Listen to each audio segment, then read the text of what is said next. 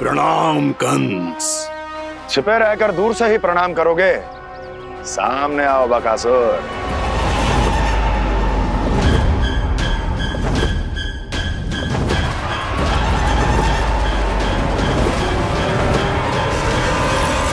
चेतावनी को प्रणाम समझने की भूल केवल तुम ही कर सकते हो कंस।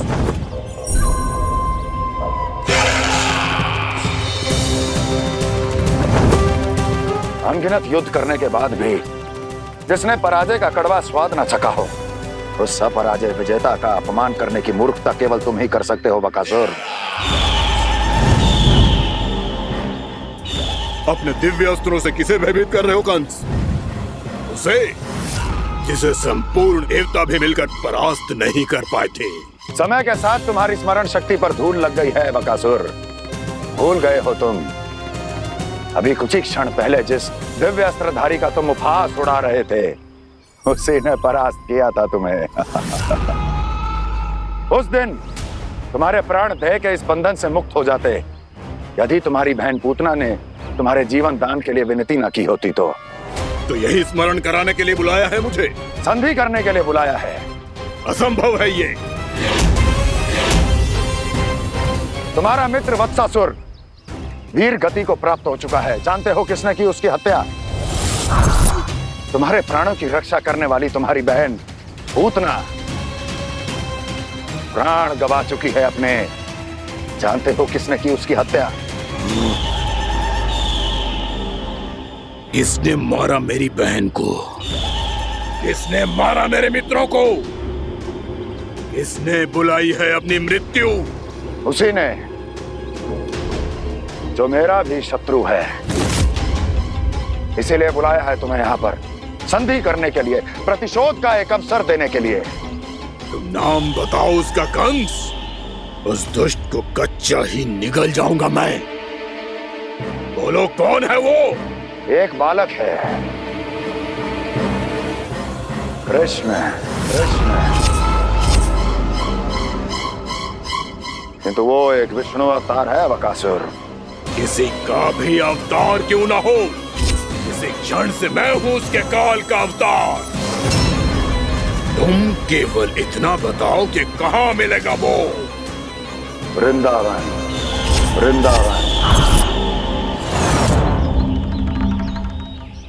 कान्हा, आजा, पूजा आरंभ करते हैं। नहीं प्रभु,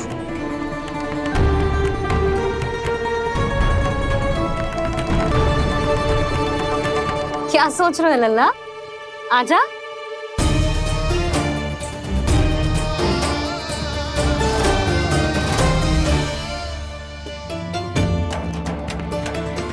पहले इस राक्षस का सामना करना होगा मुझे, अन्यथा ये शुभ दिन को सबके लिए अशुभ बना देगा।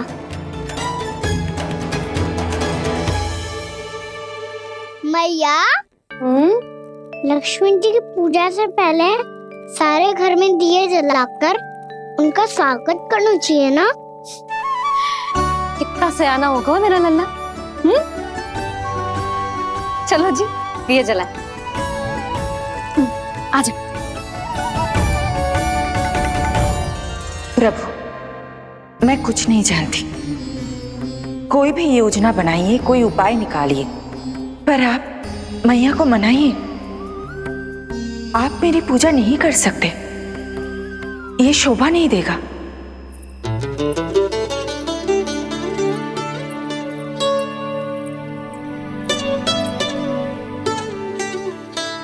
पहला दिया जलाएगो लल्ला?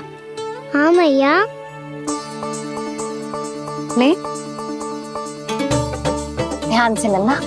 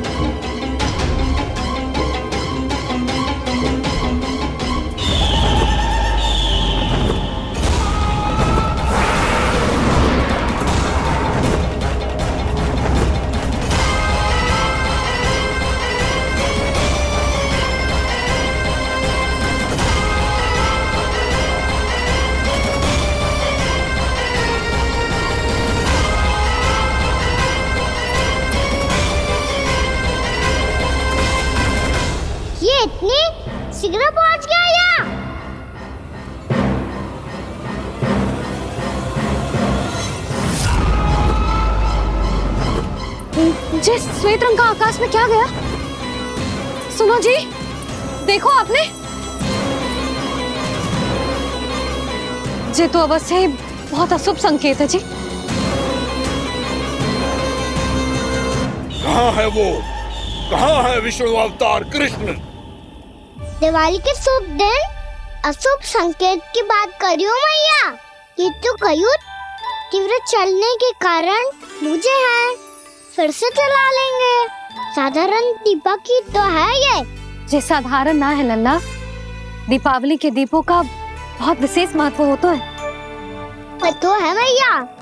वनवास के बाद जब राम जी लौट कर आ रहे थे तब उनके स्वागत में पूरी अयोध्या में ये दीप जलाए गए थे। दीपावली अमावस्या की रात को पड़ती है और रात का अंधेरा मन के भीतर के उस अंधेरे का प्रतीक होतो है जो बुराई को शक्ति देतो है।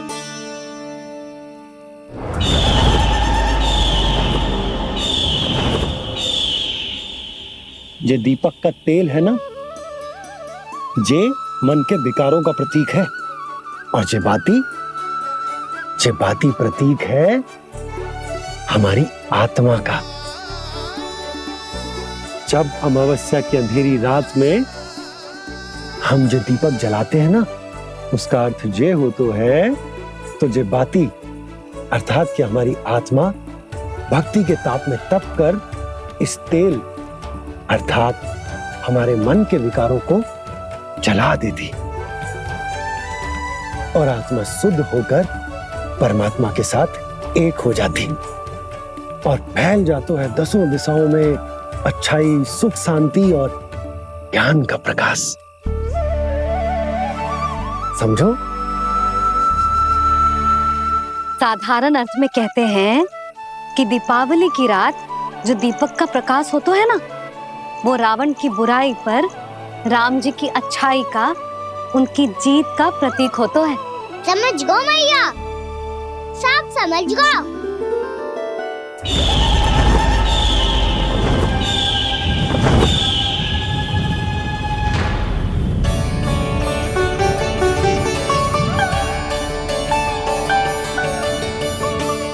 आज हम ये सारे दीपक जलाएंगे बाबा, और इसके प्रकाश के कारण कोई भी विकार, कोई भी बुराई वृंदावन में प्रवेश ना कर पाएगी, वृंदावन में प्रवेश ना कर पाएगी।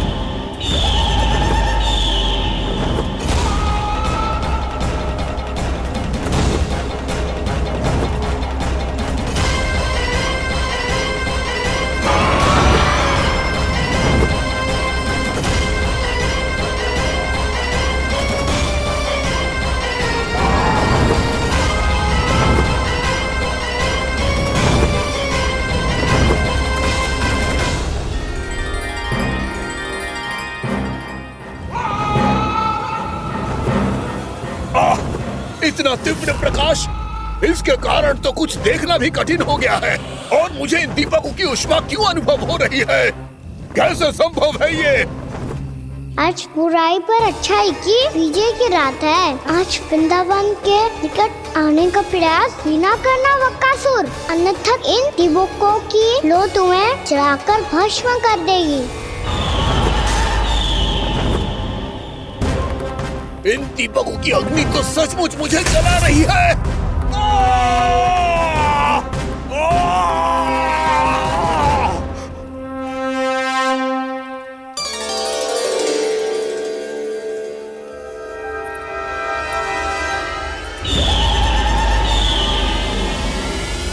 सारे देवता भी मिलकर मुझे नहीं रोक पाए थे।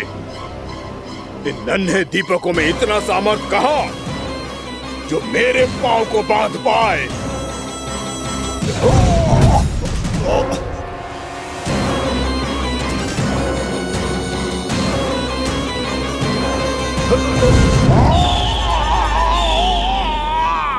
इन्हें अंधेरा मिटाने वाले साधारण दीपक समझने की भूल मत करो बकासुर। वृंदावन में जलने वाला हर दीपक उस भक्ति का प्रतीक है जिसकी लो मेरे भक्तों ने अपने हृदय में जला रखी है।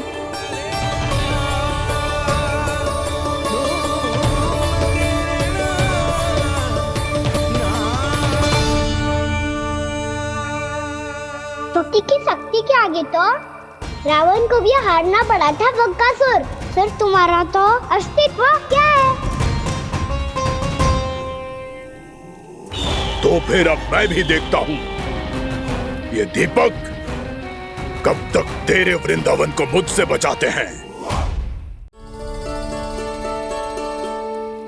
जैसे ये सारे दीपक बुझ गए थे और चारों ओर अंधेरा छा गया था, मुझे लग रहा है अवश्य ही कोई बुरी ऊर्जा है हमारे आसपास। यशोदा, अंधेरे को भूल जाओ, चारों ओर बिखरे इस प्रकाश को देखो। जे मैया लक्ष्मी की उपस्थिति का संकेत, उनका आशीर्वाद हमारे साथ है। आप अभी तक यही हैं देवी? मैं कैसे जा सकती हूँ? यशोमती मैया मेरे दर्शन करना चाहती है। जिनकी इच्छा आप नहीं टाल सकते, उनकी इच्छा का मान मैं ना रखूं, ये तो संभव ही नहीं है। आपने मनाया है ना, स्मरण है ना आपको? मैं आपसे अपनी पूजा नहीं करवा सकती। अब तो दीपक भी जल गए, इससे पहले कि मुहूर्त निकल जाए पूजा आरंभ करते हैं। चल आजा।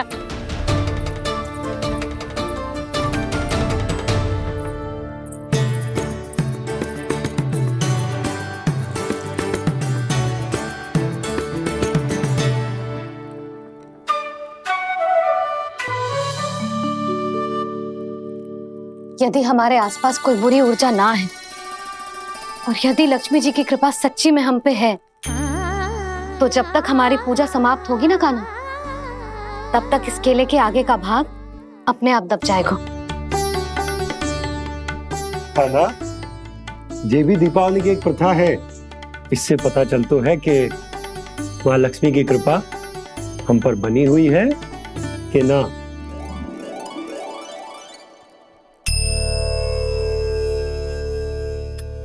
हे लक्ष्मी मैया, हम सबकी पूजा स्वीकार करो, आप हमें आशीर्वाद दो।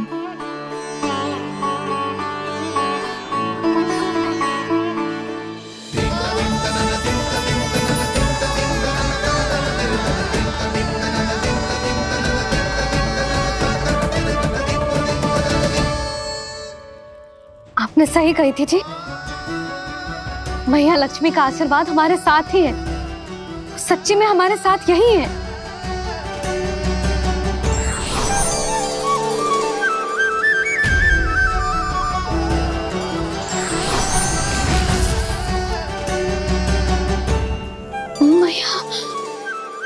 मैया लक्ष्मी ने साक्षात दर्शन दिए जी हमें। हाय यशोदा, मैया ने हमारी भक्ति स्वीकार कर ली।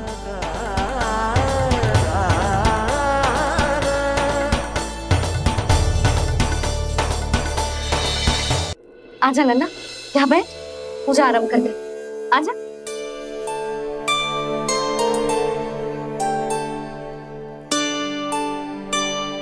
प्रभु नहीं, प्रभु क्या कर रहे हैं आप? कोई उपाय निकालिए, मैं आपसे अपनी पूजा नहीं करवा सकती। मैं मानती हूँ कि आप मानव रूप में हैं, पर फिर भी आप हैं तो मेरे स्वामी श्री नारायण के स्वरूप ही। आपसे पूजा करवाकर मैं उल्टी गंगा नहीं बहा सकती। जिन भैया की बात आप नहीं टाल पाए देवी, उनकी आज्ञा का पालन मैं ना करूं, ये कैसा संभव है?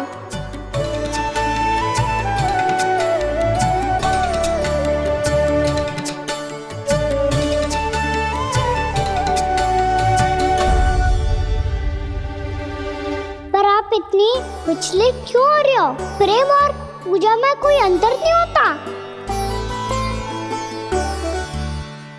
मैं कोई भी अवतार क्यों ना ले लूं, मेरा प्रेम तो सदा आपके साथ ही है। तो फिर मैं आपकी पूजा करूं या आप मेरी, इससे क्या अंतर पड़ता है?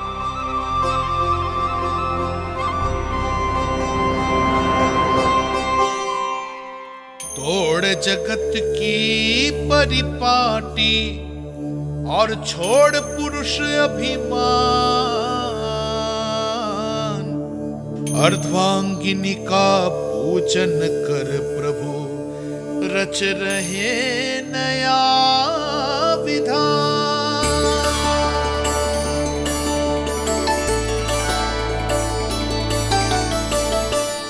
इस अवतार में मुझे आपका साथ कब मिलेगा प्रभु? इधर के राजा भीष्मक की पुत्री रुक्मणी के रूप में शीघ्र ही आपका जन्म होगा। पर हमारे मिलन के लिए आपको थोड़ी लंबी प्रतीक्षा करनी होगी देवी, क्योंकि उसके पहले मुझे अपने अन्य दायित्व निभाने हैं और कंस के राक्षसों का सामना भी तो करना है।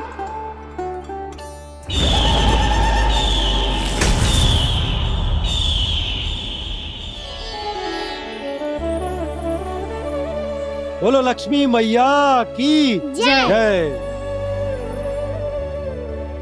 सच्ची में आज बहुत ही शुभ दिन है। हाँ यशोदा, मुझे भी अब विश्वास हो गया कि अब से सुख और समृद्धि ही हमारे वृंदावन का भाग्य बनेगी।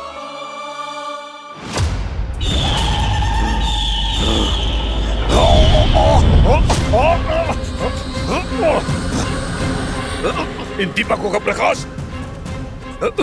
सैकड़ों सूर्यों की भांति चुभ रहा है मुझे।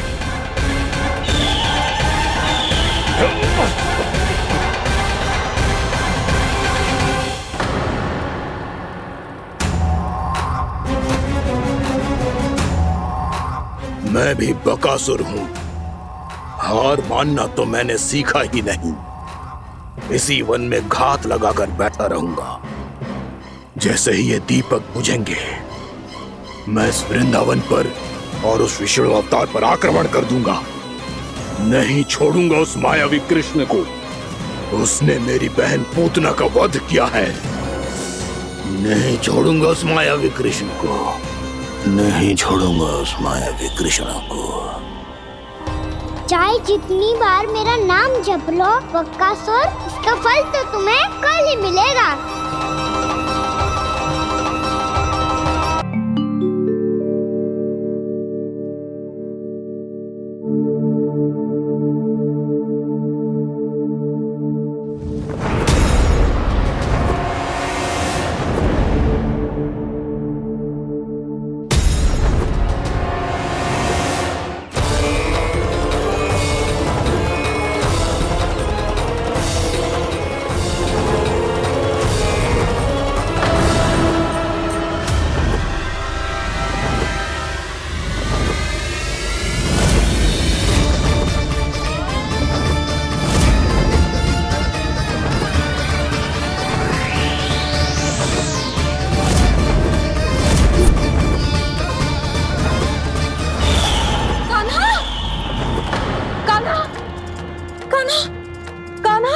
क्या हो गया यशोदा? खुद पूरा स्वप्न देखो क्या?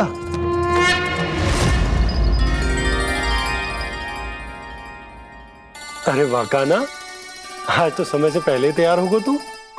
तैयार तो होना ही था बाबा। इससे पहले कि राक्षस वृंदावन आकर विध्वंस करे, मुझे वन जाके उसका सामना करना है।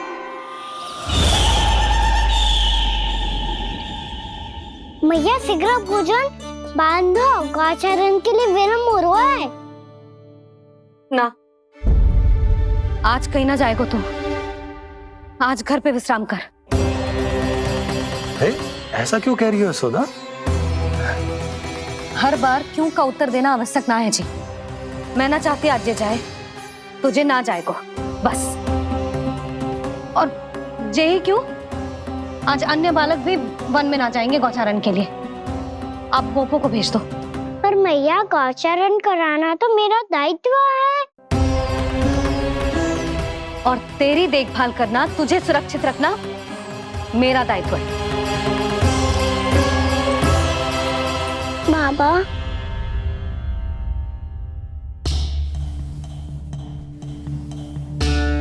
आज कछू मत बोल लल्ला। कभी कभी तेरी मैया को मना पाना मेरे बस की भी बात ना होती। आज का छू ऐसो ही दिन है। तूने देखो ना कैसे निर्णय करके बैठ गई है। इससे पहले कि वो राक्षस जगजा और वृंदावन वासियों को कोई हानि पहुंचाए, मुझे वहां पहुंचना पड़ेगा। पर कैसे?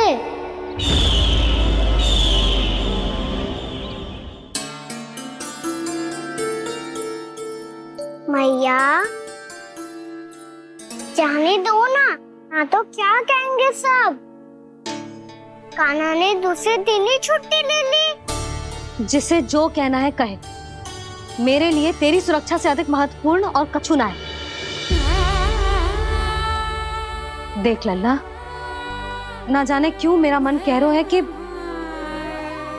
आज वन सुरक्षित ना है, इसीलिए हट मती कर। आज किसी भी मूल्य पे जाने ना दूंगी तुझे।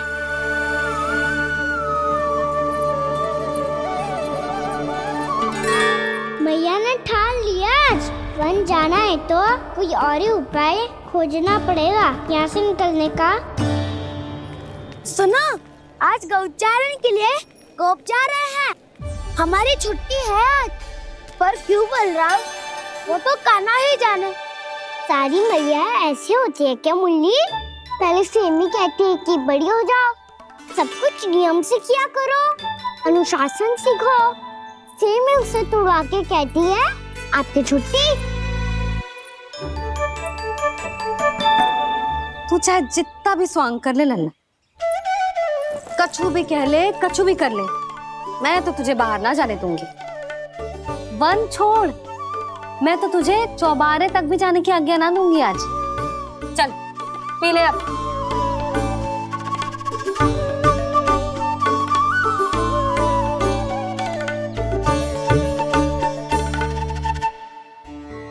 आप समझ नहीं रही हो, मैं नहीं गया तो बहुत बड़ी समस्या हो जाएगी मैया।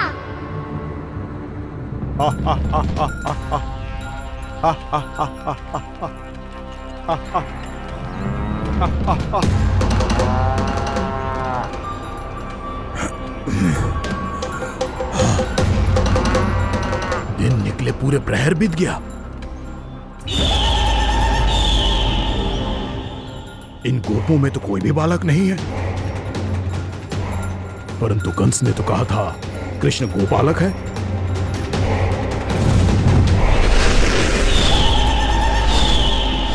लगता है मुझसे भयभीत हो गया है वो, तभी तो आज गौचारण के लिए नहीं आया। पर मैं भी बकासुर हूँ। जल में छिपी हुई मछलियों को ढूंढ निकालना बहुत अच्छी तरह आता है मुझे।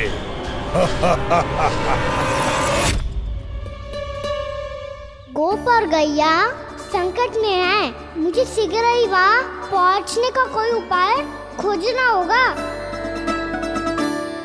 क्या सोच रहे हो? शीघ्र समाप्त कर, चल।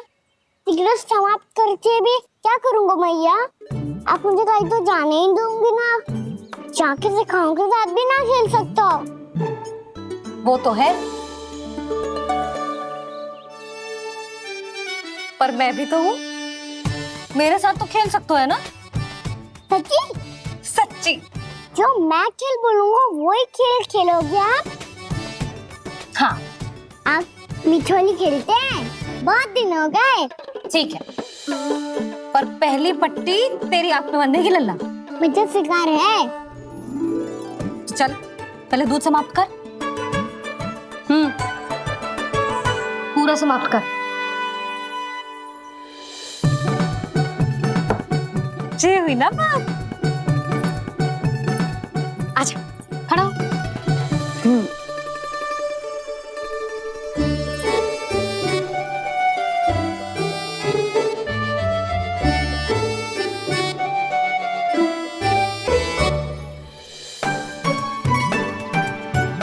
कुछ दिख तो ना रहा?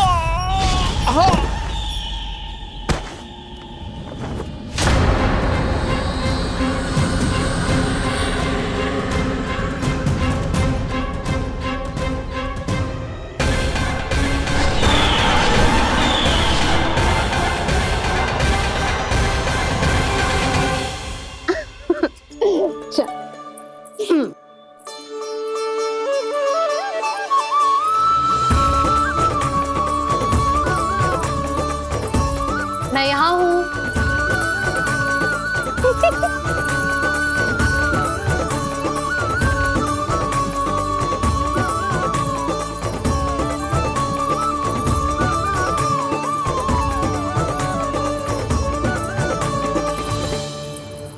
इससे पहले कि वो राक्षस किसी को हानि पहुंचाए, मुझे उस तक पहुंचना होगा।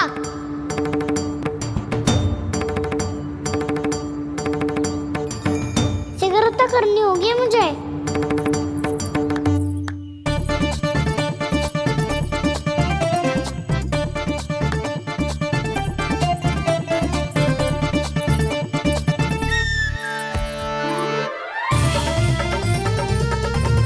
पकड़ लियो मैया, पकड़ लियो। हाँ हाँ पकड़ लियो। पर तू तो अभी वहां था ना, यहाँ कैसे आ गया? आप भी तो वही थी मैया, सिकरा यहाँ कैसे आ गए? बहाना बनाने से ना बनूंगा मैं। चलो अब आपकी बारी। हाँ हाँ ठीक है।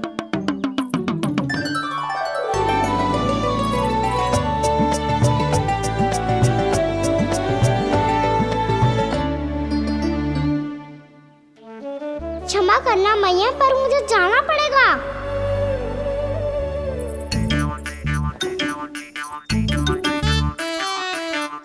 मैया पकड़ो मुझे।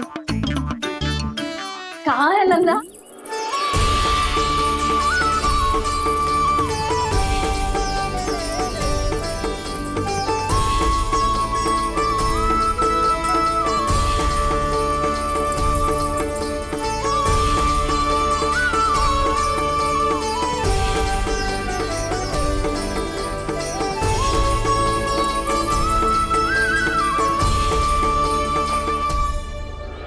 योजना सफल हो गई।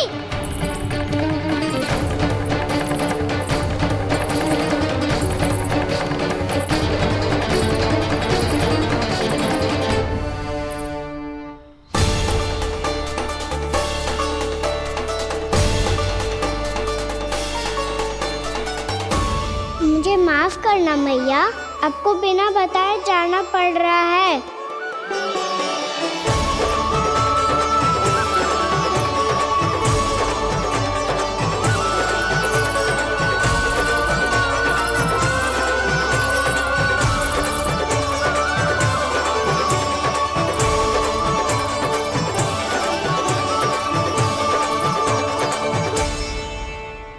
कोई खेल भी ना मिल रहा अभी तक। कहना तो अभी बता दे तो।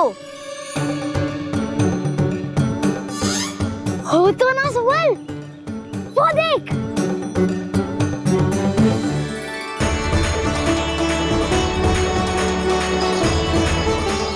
क्या कर रहा है इतनी शीघ्रता में? वन की ओर जा रहा है, वो सारे करने चले। हाँ।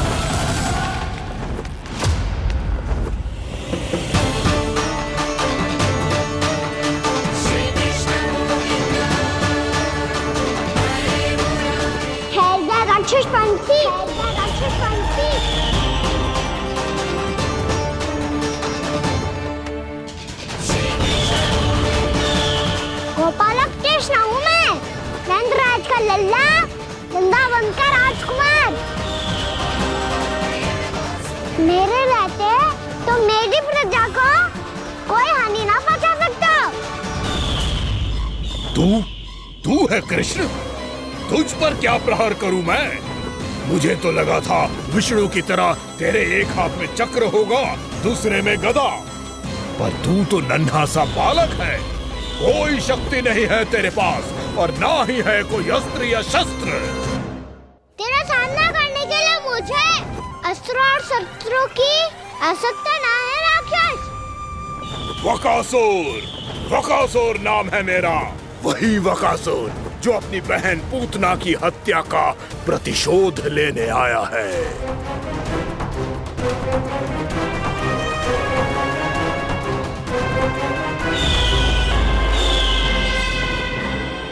जानता है, इंद्र, अग्नि, वायु, वरुण, यम या कोई भी अन्य देवता कोई मेरे समान शक्तिशाली नहीं है।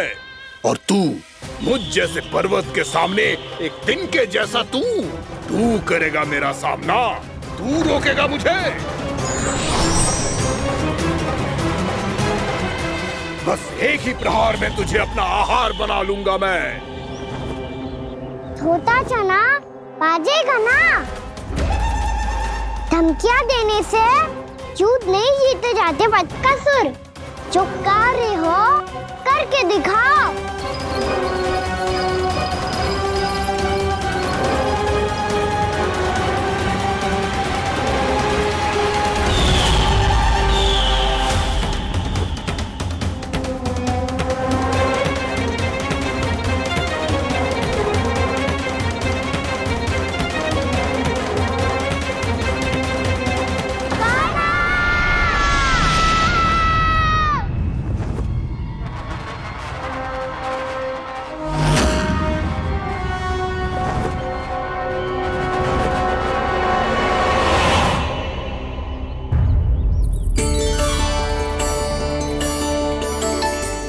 लल्ला, देख तेरी मैया थक गई है अब बस कर लल्ला, ताली बजा। कान्हा, अब बस कर।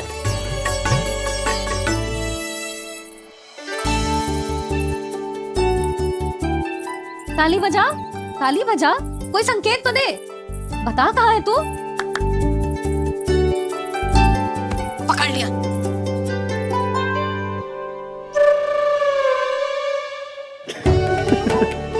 आप भी ना बड़े हो गए हो, पर बचपना ना गया आपका ना। बच्चे कहाँ गया? जी रोकान।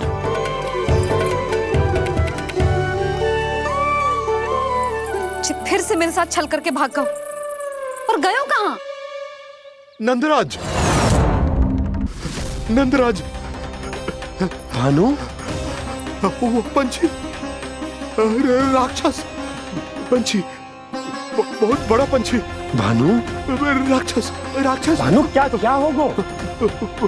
तुम बैठो। यशोदा, जल लेकर आओ, बैठो।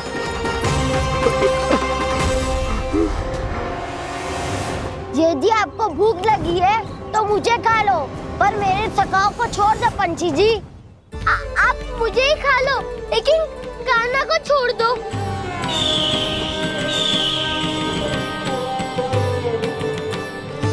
हम सबको खा लो, पर कान्हा को जीवन दान दे दो। कितनी अद्भुत है प्रभु के सखाओं की ये भावना कि सखा के प्राण को बचाने के लिए अपने प्राणों का त्याग करने को भी तत्पर हैं ये सब। देवराज, वैसे तो प्रभु क्षण भर में सब कुछ संभाल सकते हैं, पर हमें अपना कर्तव्य निभाना होगा। प्रभु की सहायता हमें करनी होगी। हाँ देवराज, प्रभु की सहायता करनी चाहिए हमें। स्वयं नारायण की कृपा है हमारे मित्र पर, उसे छोड़ दो, अन्यथा देवता तुम्हें नहीं छोड़ेंगे। पर मैं देवता के आने की प्रतीक्षा नहीं करूंगा। मेरे भाई को इसी क्षण मुक्त कर दो असुर, या फिर मेरा सामना करने के लिए तैयार हो जाओ। आवश्यकता पड़ी तो तुम्हारा उधर फाड़ के भी अपने भाई की रक्षा करूंगा मैं। तो फिर आ बालक, तुझे भी तेरे भाई के पास पहुंचा देता हूँ मैं। प्रयास करके तो देखो दोस्त, तुम्हारे चोंच के टुकड़े टुकड़े ना कर दिए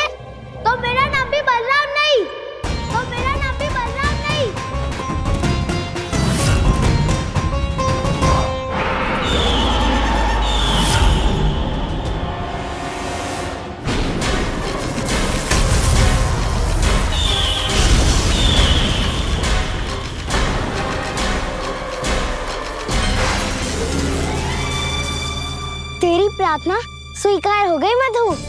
हमारे कान्हा की रक्षा करने स्वयं देवता आ गए।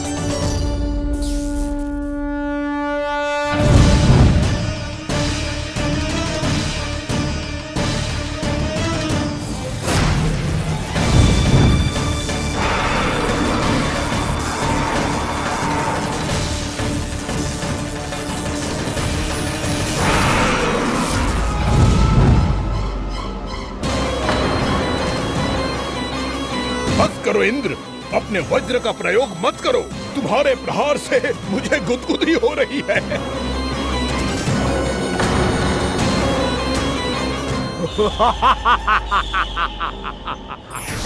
पर मेरी ज्वाला गुदगुदी नहीं करेगी बकासुर, जलाकर भस्म कर देगी।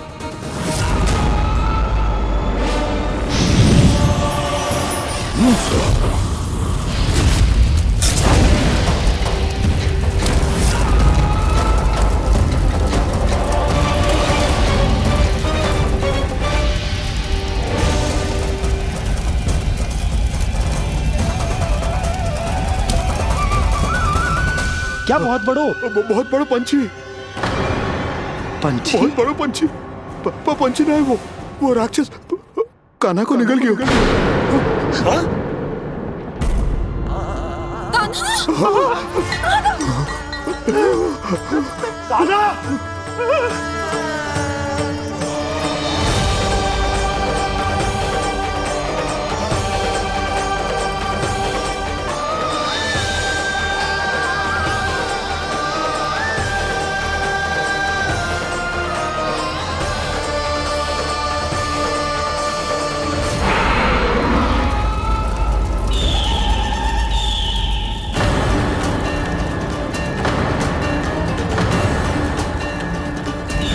मेरे उदर की जठराग्नि भी तुम्हारी ज्वाला से अधिक तीव्र है अग्निदेव।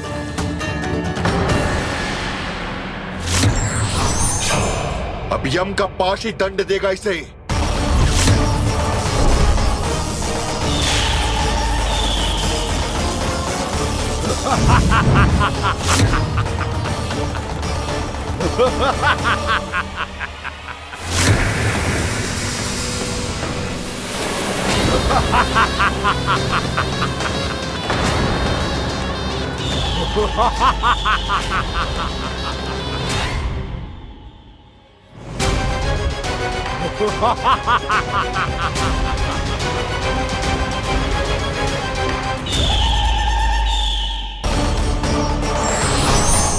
अब यम का पास ही दंड देगा इसे।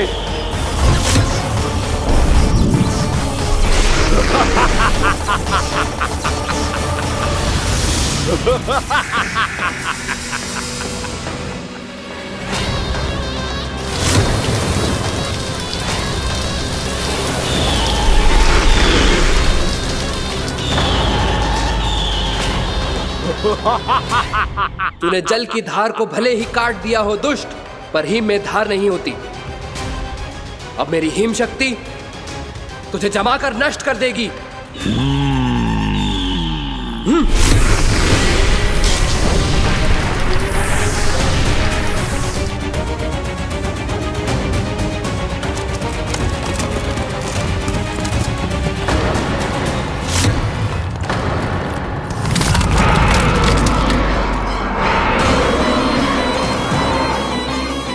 चंद्र, वरुण, यम, अग्नि, इंद्र, तुम में से कोई भी इस योग्य नहीं है कि मुझे पराजित कर पाए और इस विष्णु अवतार की रक्षा कर पाए।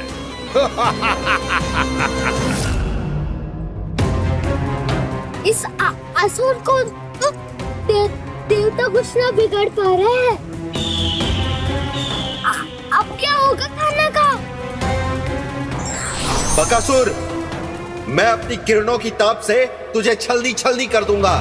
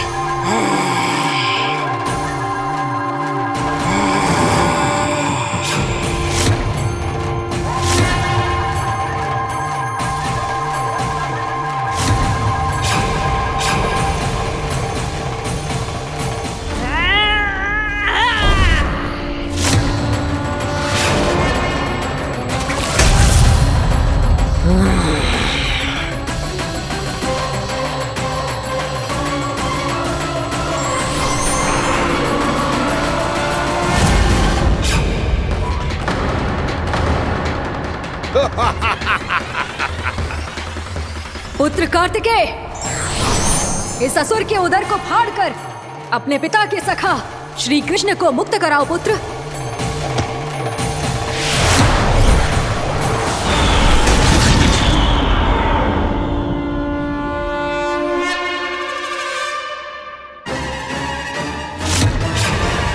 मैंने कहा था तुम में से कोई भी मेरा बाल भी बांका नहीं कर पाएगा। तुम देवताओं का तो सामर्थ्य ही क्या, स्वयं देवों के देव महादेव भी मेरा कुछ नहीं बिगाड़ पाएंगे। कृष्ण को अपने उदर में ही पचा जाऊंगा मैं।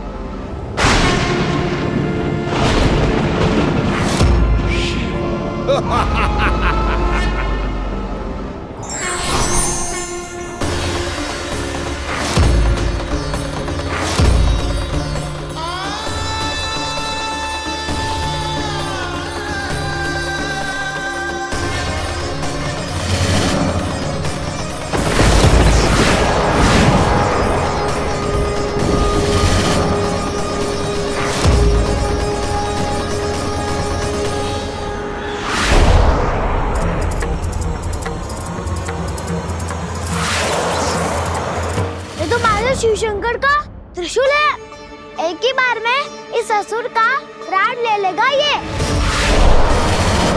हाँ, महादेव का त्रिशूल।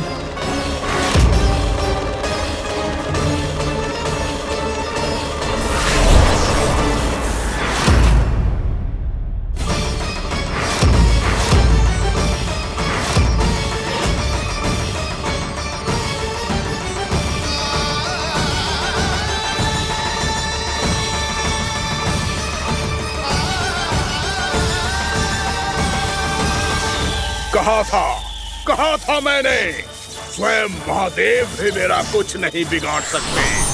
अजय हूं मैं, अजय।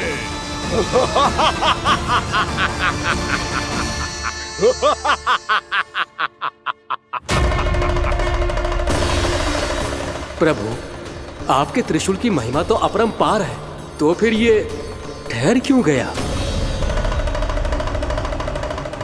आपने अपने त्रिशूल को वापस क्यों ले लिया महादेव? इस दुष्ट का संहार क्यों नहीं किया?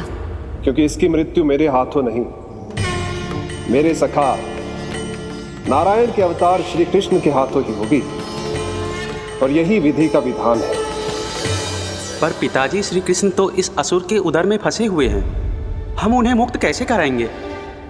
ये उन्हें स्वयं ही मुक्त करेगा पुत्र। श्री कृष्ण अपने अपमान से क्रोधित नहीं होते, पर अपने भक्तों का अपमान वो क्षण भर भी सहन नहीं कर पाते। वकासुर यही भूल कर रहा है, हम सबका निरंतर अपमान करके वो उन्हें क्रोध दिला रहा है। वो ये नहीं जानता कि शीघ्र ही उन्हें अपने उदर में रख पाना उसके लिए असंभव हो जाएगा।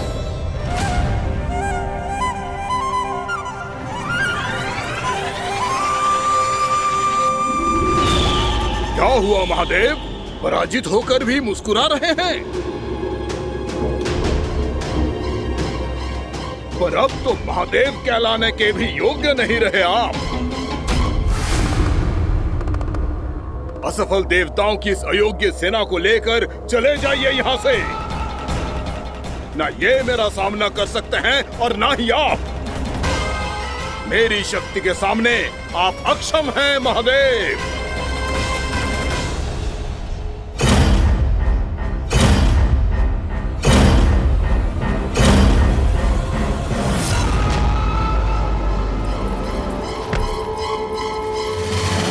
सुधा, जिस दुष्ट ने मेरे लल्ला को निगलो है ना, भीतर से जलेगो, छटपटाएगो, पीड़ा से कराएगो। जिस दुष्ट ने मेरे लल्ला को निगलो है ना, भीतर से जलेगो, छटपटाएगो, पीड़ा से कराएगो। ये क्या हो रहा है मुझे?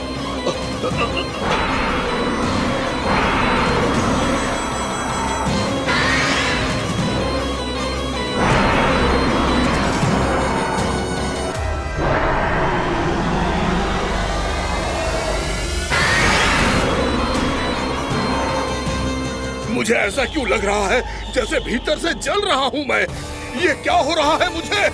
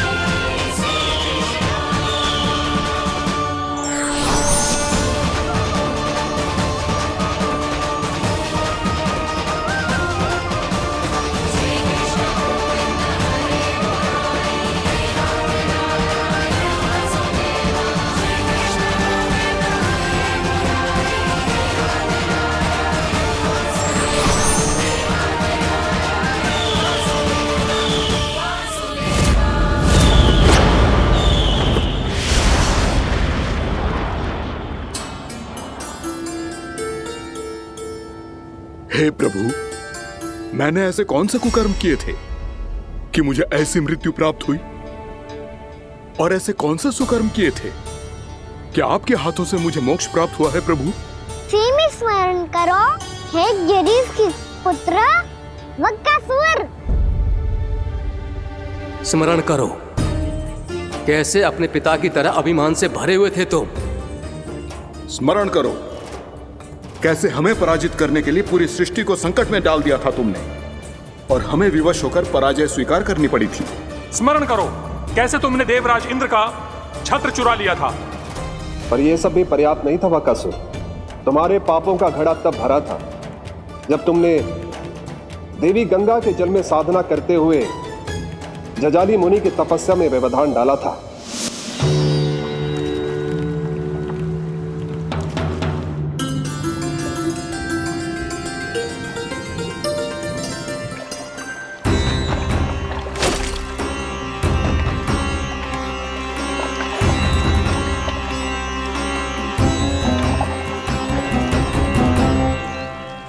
रुक क्यों गए चालक? नौका को आगे की ओर ले चलो। आगे बढ़ना उचित नहीं होगा महाराज। यहाँ से कुछ ही दूरी पर जालजली मुनि तपस्या कर रहे हैं। तो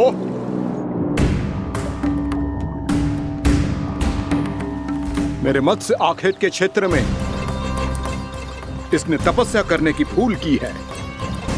मेरे ही राज्य में मेरा कोई क्षेत्र मेरे लिए वर्जित हो, यह मुझे स्वीकार नहीं है। आपने पर्याप्त मत्स्य आखेट कर लिया है महाराज। यदि तुम इन मछलियों का आहार नहीं बनना चाहते हो, चुपचाप मेरी आज्ञा मानो। क्षमा, क्षमा महाराज।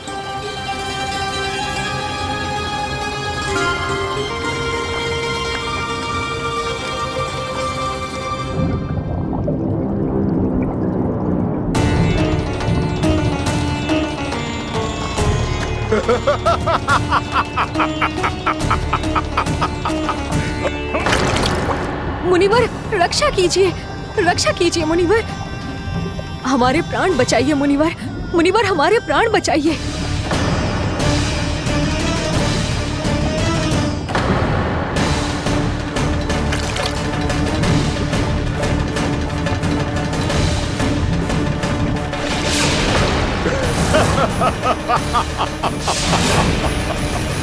ठहर जाओ असुरराज,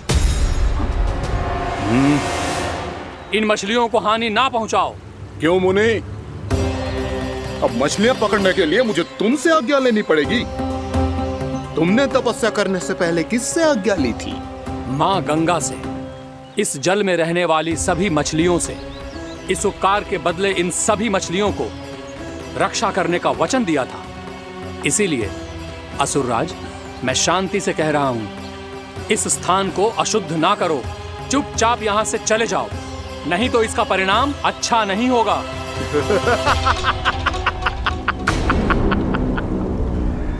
तुम जिन देवताओं की तपस्या कर रहे हो ना मुनि, उन्होंने भी मेरा कुछ नहीं बिगाड़ पाया था, और तुम मुझे धमकी देने का दुस्साहस कर रहे हो।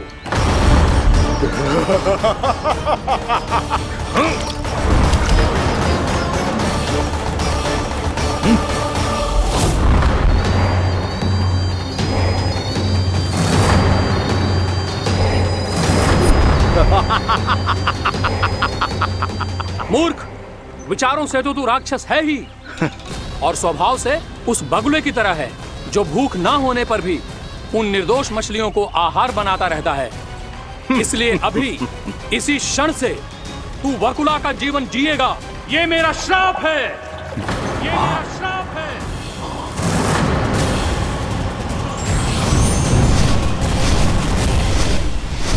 श्राप पाने के बाद तुम्हें आभास हुआ कि तुमने कितना बड़ा अपराध किया था, और तब तुम जजाली मुनि से क्षमा याचना करने लगे।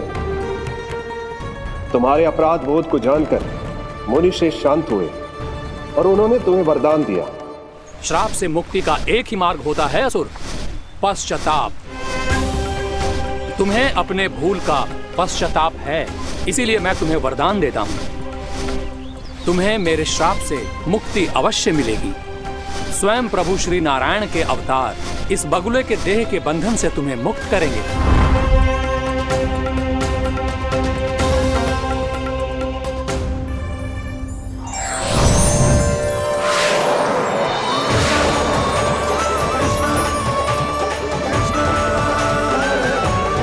प्रणाम स्वीकार करें प्रभु।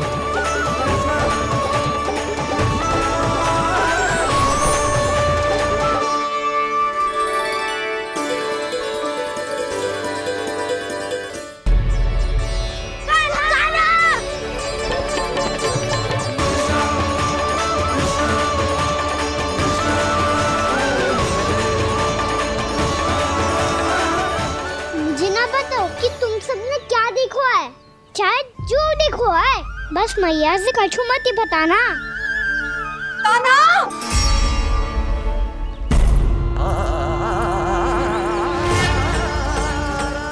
कान्हा! मेरा लल्ला!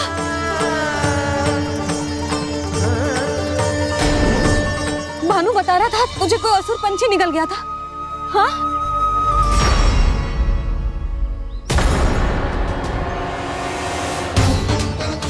हे नारायण, ये क्या है?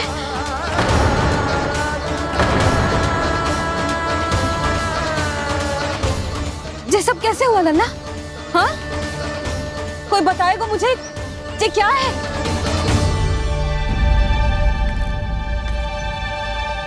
श्रीधामा, मधुमंगल, चिची को सब कुछ बता दो।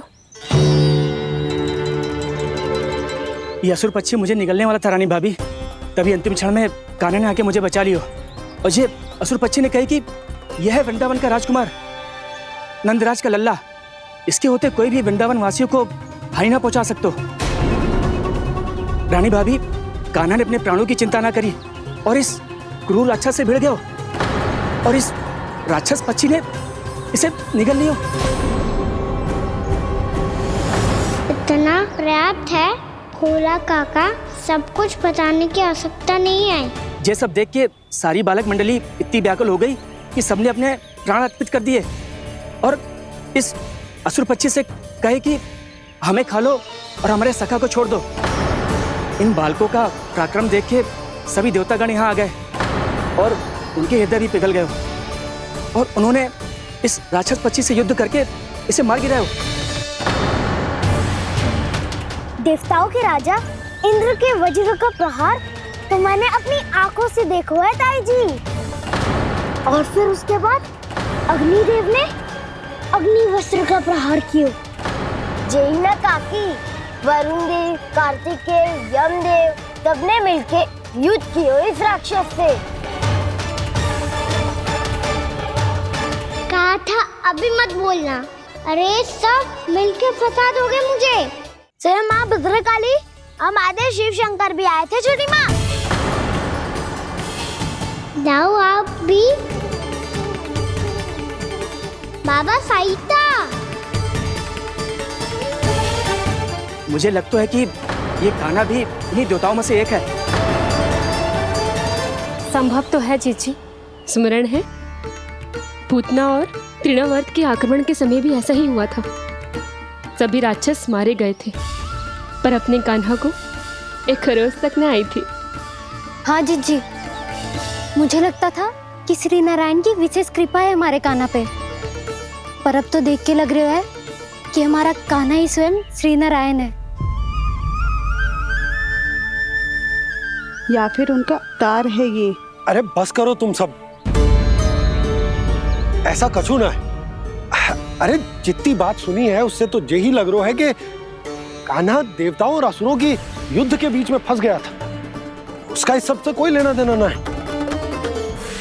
तो फिर इसके तन पे एक भी खरोच क्यों ना आया नंदराज? हाँ,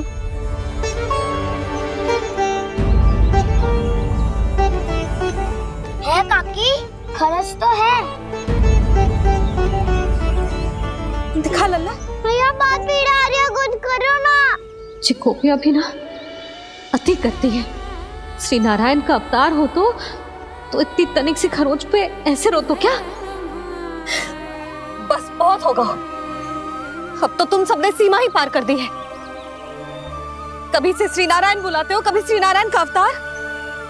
तनिक कछु हो ना जाता है कि तुम सब कहानियां बुनने लगती हो। जे बस साधारण सा बालक है, मेरा लल्ला है जे, इसे भगवान मत ही बनाओ।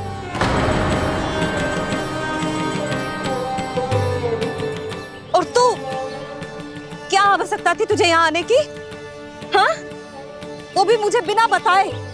मेरे साथ छल करके आयो है तू। अब तू घर चल, ऐसा दंड दूंगी ना कि मैया बहुत पीड़ा हो रही है। मैया बहुत पीड़ा हो रही है मैया। हाँ नन्ना, तू घर चल, मैं तुझे औषधि लगा दूंगी। हल्दी का लेप लगाऊंगी ना, झट से ठीक हो जाएगा। चल चल।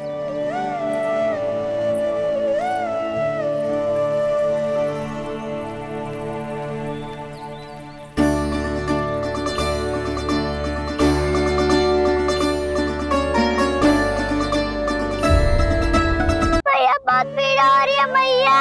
हाँ नन्ना, तू घर चल, मैं तुझे औषधि लगा दूंगी। हल्दी का लेप लगाऊंगी ना, झट से ठीक हो जाएगा। चल चल।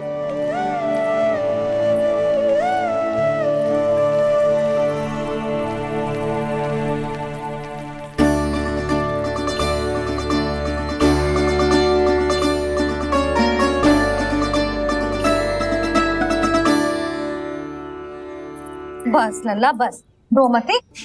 चल चल चल, आजा। अभी औषधि लगाऊंगी ना, तेरी सारी पीड़ा लुप्त हो जाएगी। आजा आजा, बैठ जा लल्ला। अभी आई मैं। हाँ,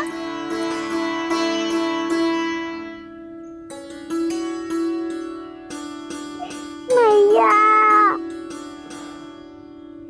अरे तू अभी तक रो है? क्या कह रही थी सारी गोपियां? बता।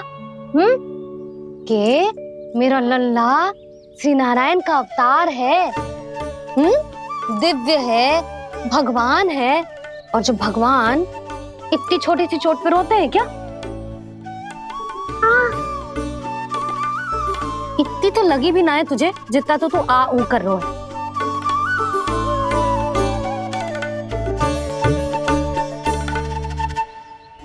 आओ ना, करूंगो। आप ऐसा दुलार थोड़ी करोगी। ओहो, वृंदावन का गौ पालक जे इतनी छोटी सी चोट पे रोता है ना? गोप बालकों का मुखिया इतनी छोटी सी चोट पे रोता है? मेरा लल्ला तो सबसे शक्तिशाली है। जे इतनी छोटी सी चोट तो क्या बड़े बड़े राक्षसों से भी ना घबराता है। हाँ, एक बार में सबको समाप्त कर देता है कि ना? हाँ मैया, यदि कोई राक्षस वृंदावन की ओर टेढ़ी दृष्टि करके आएगा तो सबसे पहले कान्हा को सुरक्षा में खड़ा पाएगा। फिर चाहे जो पाल बन के आए या बगुला बन के।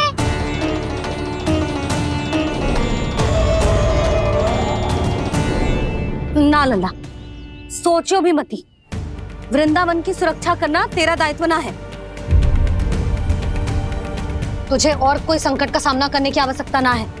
अभी तो मेरी पीड़िता का हरण कर रही थी, अचानक से क्या हो गया मैया को? कोई आवश्यकता ना है तुझे ऐसे संकटों का सामना करने की। आने दे आज तेरे बाबा को, सीधा सीधा बोल दूंगी। बहुत हो गए उनके तर्क वितर्क। मेरा फूल सा लल्ला वन में अकेले गौचारण के लिए ना जाएगो। आज बगुले ने निकल लियो, कल कछु और हो जाए तो? नारायण ना करे, कहीं कछु ऊंच नीच तुझे कछु हो जाए तो? मैं तो जीते जी मर जाऊंगी।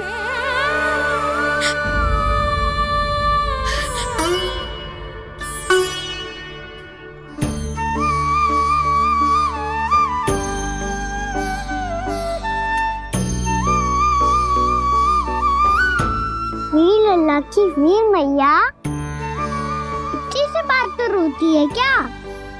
क्या करूं कान्हा, तुझे ऐसे बार बार संकट के मुंह में जाते हुए ना देख सकती मैं। तो फिर मैया मैं वचन देता हूँ, आज के बाद मैं गौचारण के लिए तभी जाऊंगा जब आप आज्ञा दोगी। पक्का? छल ना करेगा ना मेरे साथ? मैंने कब छल करो मैया? अच्छा ठीक है, ना करूँ छल। यदि आपसे पूछे बिना बाहर निकलो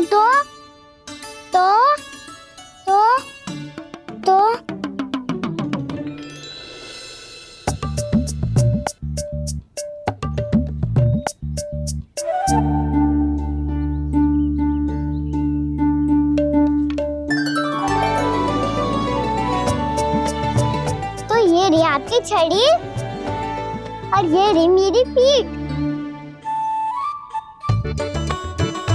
ठीक देना तापर तोड़।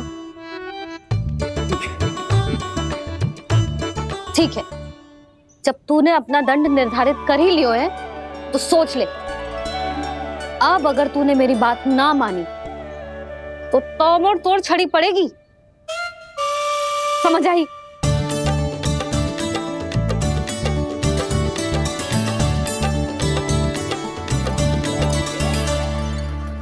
अच्छा ही है कि कान्हा कुछ दिन घर ही रहे। आज वन में जो हुआ है अवश्य कंस ने ही करवाए हुए वो सब।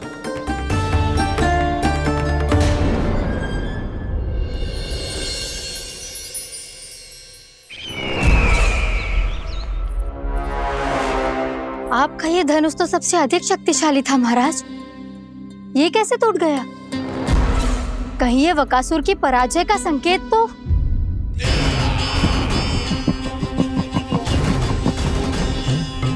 प्राप्ति, लगता है तुम्हें शुभ समाचार मिला नहीं।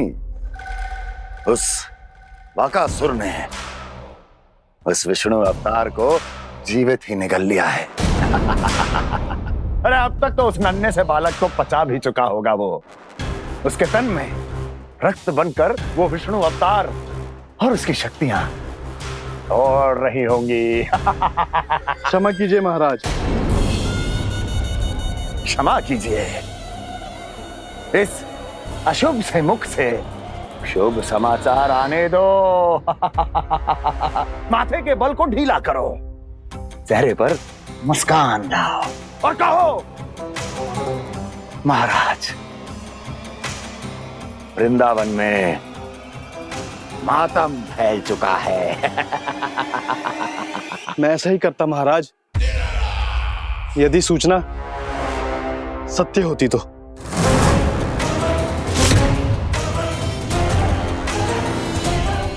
कहना क्या चाहते हो?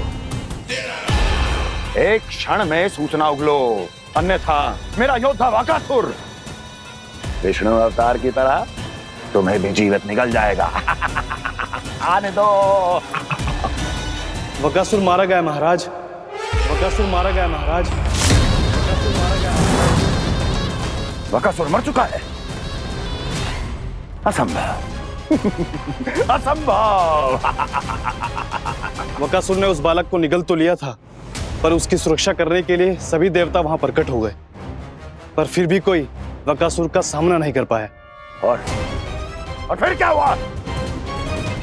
वो बालक स्वयं ही बकासुर के उदर से बाहर आ गए और उसकी चोंच तोड़कर उसकी हत्या कर दी।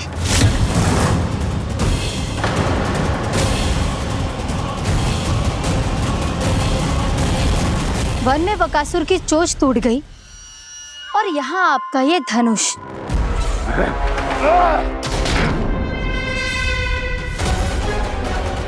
केवल नहीं टूटा तो आपका ये भ्रम महाराज।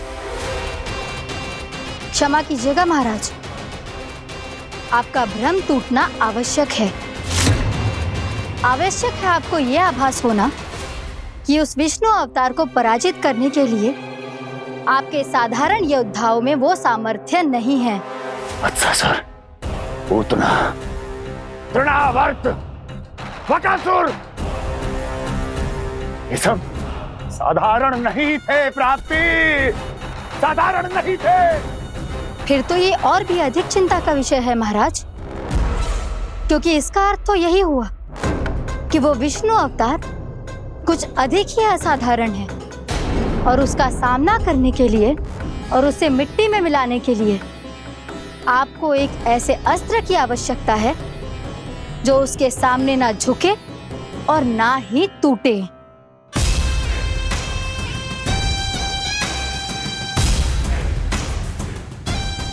तो फिर मैं ऐसा ही अस्त्र ढूंढूंगा, चाहे आकाश पाताल एक क्यों ना करना पड़े मुझे, 10 दिशाएं 14 भुवन क्यों ना नापने पड़े मुझे, मैं उस अस्त्र को अवश्य ढूंढ निकालूंगा जो उस विष्णु अवतार के प्राणों की डोरी इस धनुष की तरह तोड़ सके।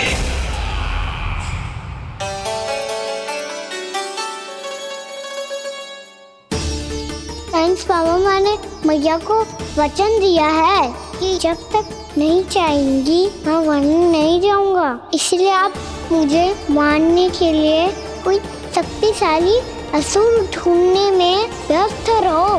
कुछ दिन तब तक मैं व्यस्त रहूंगा अपनी मैया की सेवा करने में।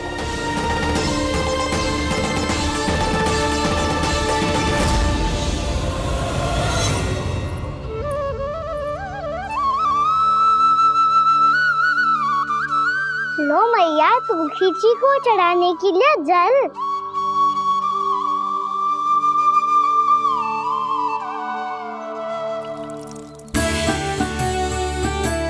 लो मैया, और आटा।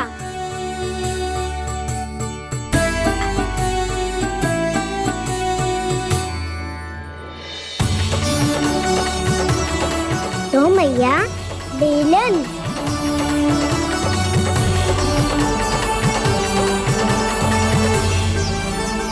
ले, तनिक खा ले। ओ मैया, भूख ना लगी है।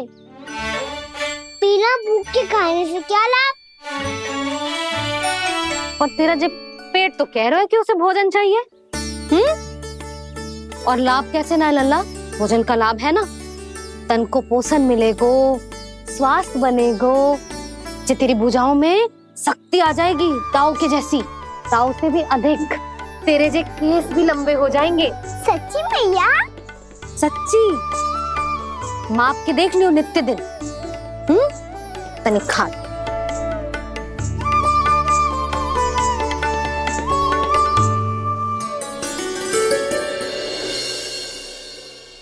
मान के मैया का कहना, छक के भोजन खाते हैं, नित्य मापते भुजा केश, पर ज्यों का त्यों ही पाते हैं।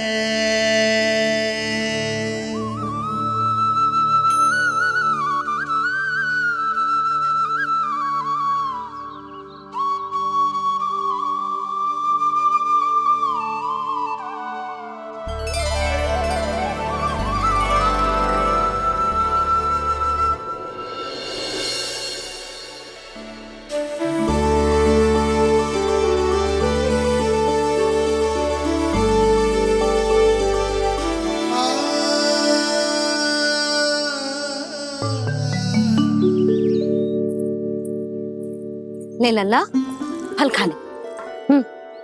ना, मुझे ना खाने फल वल। क्यों? लंबे केस और शक्तिशाली भुजाएं ना चाहिए? व्यर्थ है ये सब। पिछले 10 दिनों से देख रहा हूँ, ना केस लंबे हुए हैं, ना भुजाएं शक्तिशाली बनी है। 10 दिन में का चुनाव होने वाला, 10 सप्ताह ऐसे खाएगो ना, तब जाके कछु बदलाव दिखेगो। समझ आई? चल अब खा ले। वैसे भी मुझे बहुत सारी तैयारियां करनी है आज। इसीलिए मैया, एकादशी के व्रत के लिए लल्ला। सुनो जी, सारी सामग्री आ गई? हाँ, तुमने जो कही थी सब ले आए हूँ।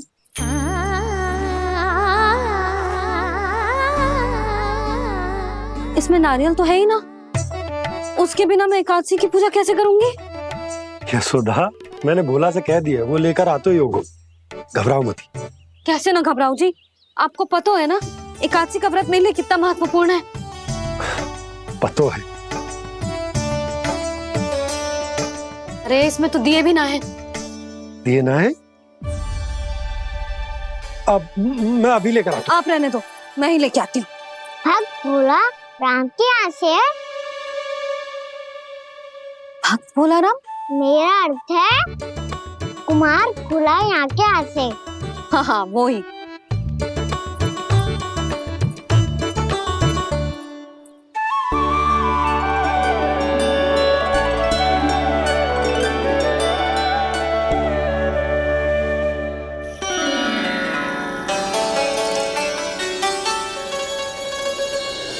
श्री हरि, श्री हरि, मेरे श्री हरि।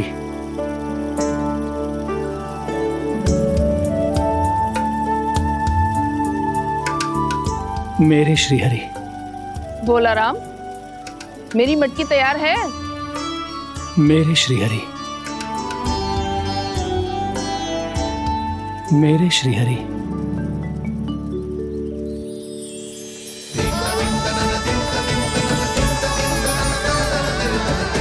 भोला राम,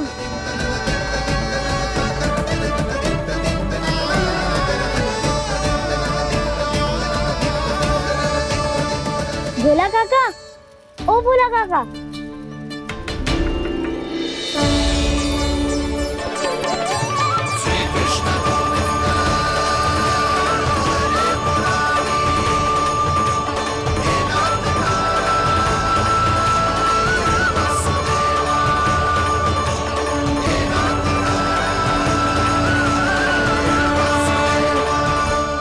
अरे श्री हरि प्रसन्न हो गए। मेरे श्री हरि आ गए, मेरे भगवान आ गए। मेरे श्री हरि आ गए, मेरे भगवान आ गए।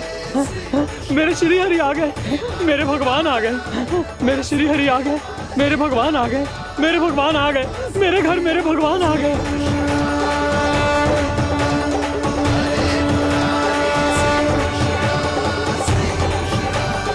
मेरे घर आ गए, मेरे श्री हरि आ गए। हाँ मेरे श्री हरि आ गए। ये तो बावले थे ही, अब बालकन को भी साथ में मिला लिए। उज्जवल क्या कर रहा है? अरे ठहर जा भोला।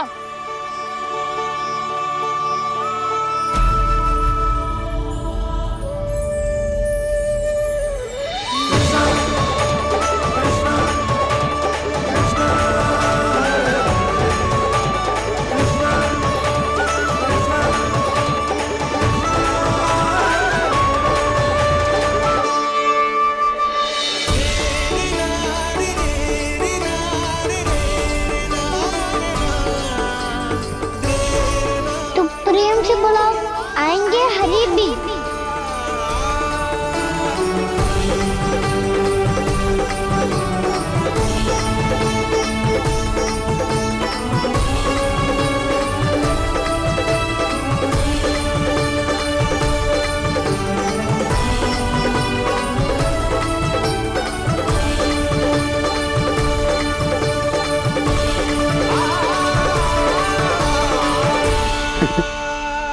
क्या वो गाना?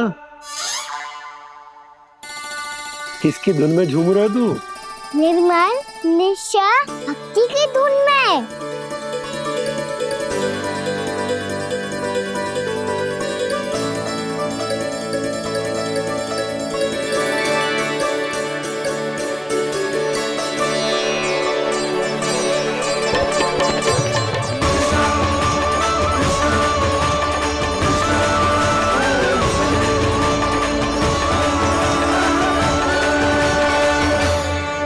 अरे क्या हो गया इन्हें?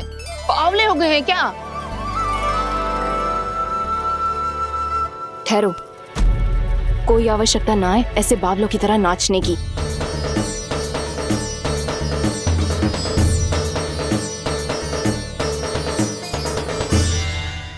जे बावले ना है मौसी, भक्ति में रम गए। बस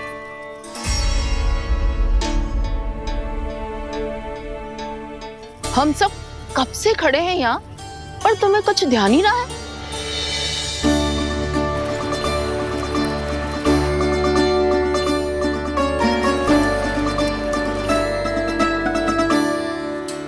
नाच गाने में ऐसे मगन हुए कि हमें देखा भी ना। मुझे नाचते हुए देख मेरे श्री हरि को इतना आनंद आ रहा था कि मैं अपने आप को रोक नहीं सका। और वैसे भी मेरे जन्म का एकमात्र उद्देश्य है श्री हरि की सेवा करना, श्री हरि को प्रसन्न करना।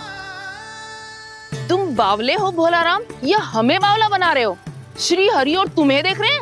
हाँ, अभी वो यहीं थे, देख रहे थे। भोला काका, आपने भी ना अति कर दी। अब हमें भी बताओ तनी, कहाँ थे श्री हरि?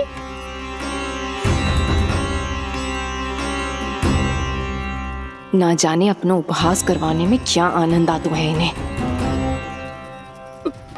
देखो, अब तुम सच मानो या झूठ, लेकिन हमरे श्री हरि यहीं थे, इसी चाक पर अभी। हाँ, लो सुन लो इस मूर्ख की बात। श्री हरि को और कोई स्थान ना मिलो जो इसके मिट्टी के चाक पे आकर बैठेंगे। श्री हरि को और कोई स्थान ना मिलो जो इसके मिट्टी के चाक पे आकर बैठेंगे। श्री हरि को और कोई स्थान ना मिलो जो इसके मिट्टी के चाक पे आकर बैठेंगे। जैसी मैया भैंसो ही लल्ला, दोनों का कुछ पता ही ना चलतो, कब किस बात पर प्रसन्न हो जाए और किस बात पर रुष्ट। अरे मैं भला असत्य क्यों बोलूंगा? अभी अभी यही थे श्री हरि। हाँ,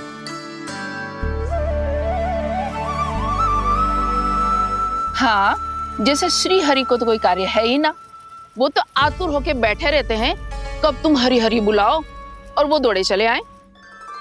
भगवान तो भक्तों के पास आने के लिए सदैव आतुर रहते हैं, बल्कि सत्य तो यह है कि भक्तों के मन में ही निवास करते हैं भगवान।